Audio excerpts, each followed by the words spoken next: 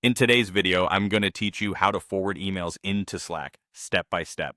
We're going to make your inbox and Slack work together so important messages land where your team is already collaborating. The process is simple. First, grab a unique email address from Slack that's tied to a specific channel. Then set up an automatic forwarding rule in your email client, like Gmail or Outlook, to send selected emails to that Slack address. If you prefer a more streamlined setup, you can use an email integration app from Slack's app directory. Let's walk through it.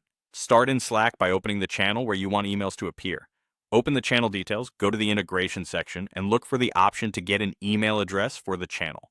Slack will generate a unique address that routes directly into that channel. Copy it and store it somewhere secure. This address is unique to the channel, and you can regenerate or remove it later if you need to lock things down. Keep in mind, anyone who has the address can send messages to that channel, so share it carefully and only with trusted sources. Next, head to your email client to set up automatic forwarding.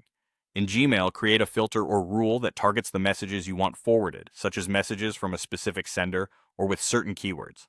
Point that rule to the Slack channel email address you just copied. Some email providers will ask you to verify the forwarding destination before the rule activates, so watch for a confirmation message in Slack and complete the verification if prompted. In Outlook or other clients, the idea is the same. Create a rule that forwards the right emails to the Slack address. Aim to be specific with your conditions to avoid flooding your channel. Forward only what's useful for the team. As an alternative, you can use an email integration app from Slack's app directory. Search for Slack's official email app or a trusted email to Slack integration. These apps can generate the channel email address for you, guide you through configuration, and often provide extra options like formatting control, attachment handling, and easier channel or DM routing. This route is great if you want a cleaner setup without digging into your mail client's rules. Finally, send a quick test message to confirm everything's working. If the email looks too noisy, tighten your filters.